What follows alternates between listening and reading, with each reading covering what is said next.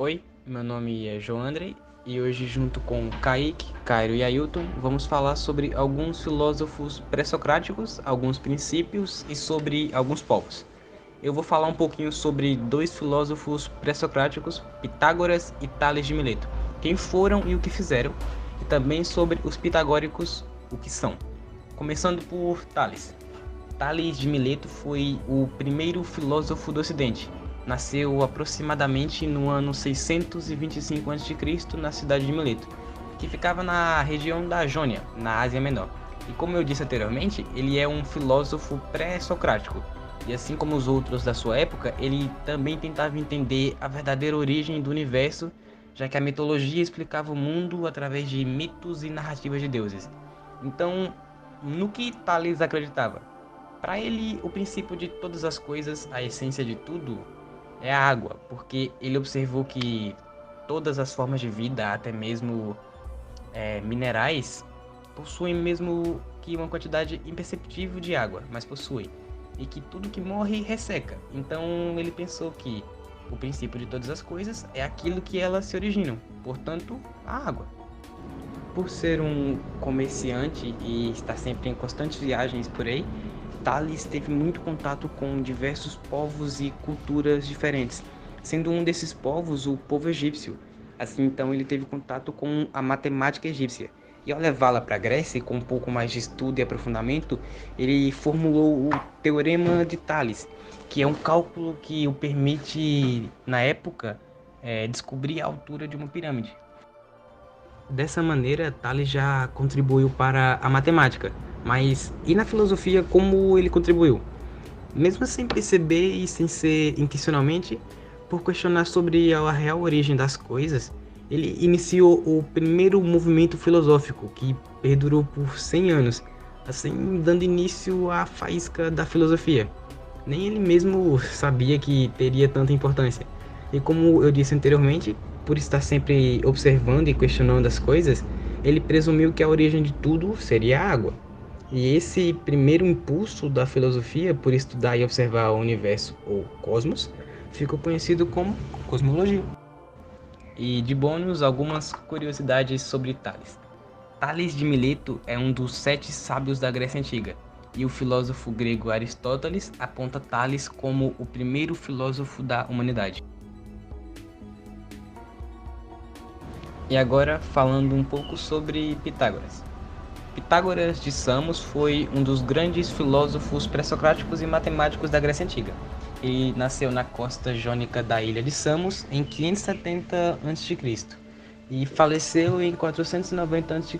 em Metaponto, que fica no sul da Itália, com seus aproximados 80 anos. Mas e durante a sua vida, quem foi Pitágoras? Bem, ele foi um homem que estudou muito durante toda a sua vida e sobre várias áreas diferentes, como, por exemplo, matemática, literatura, música, astronomia, filosofia e etc. Tudo isso na sua cidade natal. E depois de um tempo, ele foi orientado na cidade grega de Mileto por um dos maiores filósofos pré-socráticos, Tales de Mileto. E o que ele fez durante a sua vida? Bem, Pitágoras contribuiu muito para a humanidade, como, por exemplo, na matemática, na música, filosofia e etc. Na matemática, ele desenvolveu o famoso Teorema de Pitágoras, que foi a sua maior contribuição para ela. Na música, ele descobriu relações matemáticas entre os sons emitidos por cordas tensionadas, assim dando origem a uma nova escala tonal grega. E na filosofia, ele fundou uma seita pitagórica que deu origem à escola pitagórica, filosofia pré-socrática. E os pitagóricos, o que são? Para Pitágoras, os números são a base da vida na Terra, a base de tudo.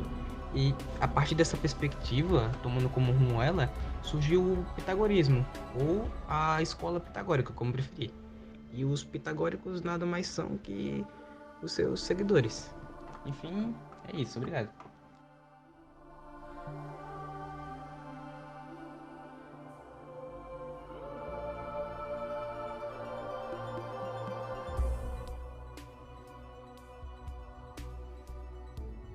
A escola pluralista é uma escola de filosofia composta por Anaxágoras, Empédocles e Demócrito. O denominador comum nas posturas filosóficas desses pensadores consiste em admitir que não há um princípio único que explique todo o universo. Empédocles, conhecido por ser o criador da teoria cosmogênica dos quatro elementos, terra, ar, água e fogo, que constituem tudo. Tais elementos tinham a característica de subsistir diante da geração, da alteração e da destruição. Para Empédocles, todas as coisas que existem apresentam em alguma proporção os quatro elementos. A diversidade de coisas existentes decorre da diversidade de proporções de elementos, conforme a mistura e troca. Empédocles defende que todas as coisas sujeitam-se ao devir, ao movimento. Anaxágoras, como mestre de Péricles, sustentava que a semente de todas as coisas foram ordenadas por um princípio inteligente, uma inteligência cósmica. Cada coisa surge quando vários elementos se agregam e desaparece quando esses se separam. Ele pensava que as coisas ou seres eram compostos com qualidades semelhantes, que, ao serem divididas ao infinito, se repetiam em cada porção.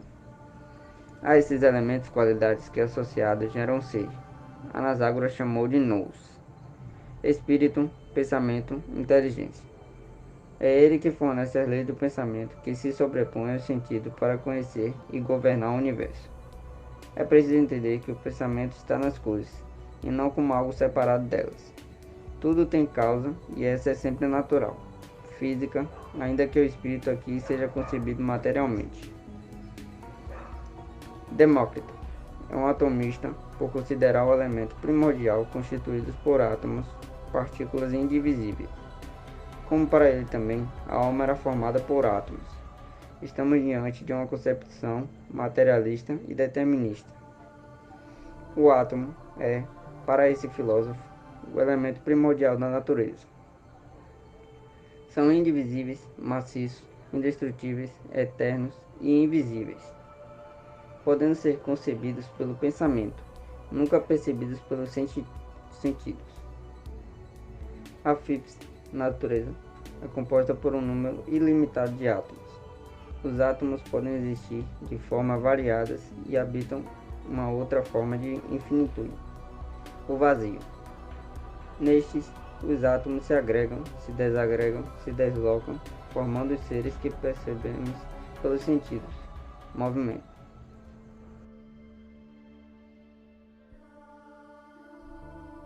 Escola Eleática é uma escola filosófica pré-socrática. Recebeu esse nome em função da cidade Eleia, da antiga Magna Grécia, situada no sul da Itália e local de seu florescimento e beleza. Nessa escola encontramos dois grandes filósofos, Parmênides e Zenão. Parmênides de Eleia fortaleceu teorias que entraram em conflito e instigaram os filósofos do período clássico. Para Parmênides, o ser real é imóvel, imutável e o movimento é uma ilusão. Ele diz que tudo aquilo que alguém pensa e diz não se pode pensar senão naquilo que é. Pensar o nada significa não pensar absolutamente, e dizer o nada significa não dizer nada. Portanto, o nada é impensável e indizível. Parmênides também atribui ao ser algumas características. Ele é eterno, imutável, incorruptível e indizível. Afirma que o ser não pode ser gerado, nem corrompido, pois se ele for gerado, existirá dois seres, o que é impossível, pois ele diz que o ser logo não pode ser criado. Também afirma que o ser não pode ser corruptível. Caso seja, significa que ele é finito, ou seja, logo morrerá. Com isso, o ser terá que nascer contradizendo assim a afirmação anterior. Parmênides tem como princípio de sua filosofia a ontologia, que é o estudo do ser enquanto ser. A partir do momento que ele deixa de estudar a física enquanto uma causa de origem e passar a estudar o ser enquanto ser, rompe com os demais pré-socráticos e passa da cosmologia para a ontologia. Zenão, discípulo de Parmênides, Zenão formou, junto ao seu mestre e o Melisso de Samos, a escola eleata ou escola eleática. Sua filosofia teve como característica principal a formulação de argumentos, amados como aporias. ou seja, demonstração de paradoxos que não apresentam outra saída, senão a concordância com eles.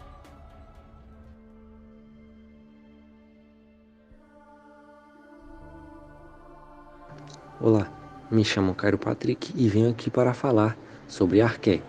É um termo fundamental na linguagem dos filósofos pré-socráticos, também conhecida como princípio primordial de toda a realidade, tendo três entendimentos: início atemporal.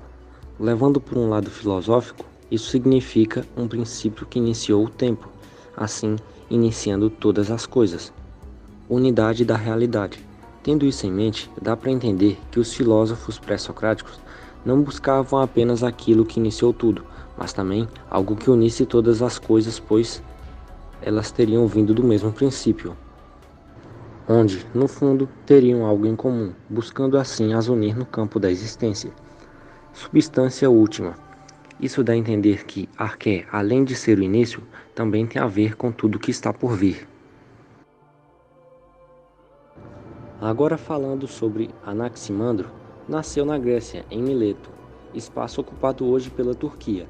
Nascido no ano de 610 a.C., sua morte foi aproximadamente em 546 a.C. Foi um filósofo da era pré-socrática. Além de ser um discípulo de Tales, também foi um geógrafo, matemático, astrônomo e, como dito anteriormente, um filósofo pré-socrático. Seguindo os passos de Tales de Mileto, Anaximandro tentou desvendar o mistério sobre o princípio único e primordial da vida, que, para seu mestre, era a água. Foi assim que ele criou o conceito de apeion, que difere da arqué desenvolvida por Tales. Agora falando sobre Anaximenes, nascido também em Mileto, atual Turquia, seu nascimento foi em 588 a.C. e sua morte foi por volta de 524 a.C. Por situar-se historicamente antes de Sócrates, na filosofia grega antiga, Anaximenes é considerado um filósofo pré-socrático. Assim como os outros filósofos do período, ele buscava compreender qual era a origem do todo o universo, por meio da observação da natureza. Sendo discípulo de Anaximandro, herdou diversos questionamentos filosóficos. Concordou com seu mestre ao dizer que o elemento originário era infinito, mas discordou ao enunciar que havia uma definição para tal elemento. Segundo Anaximenes, o elemento originário era o ar, que estava presente em tudo, transpassava tudo, soprava o movimento de todos os seres e era infinito.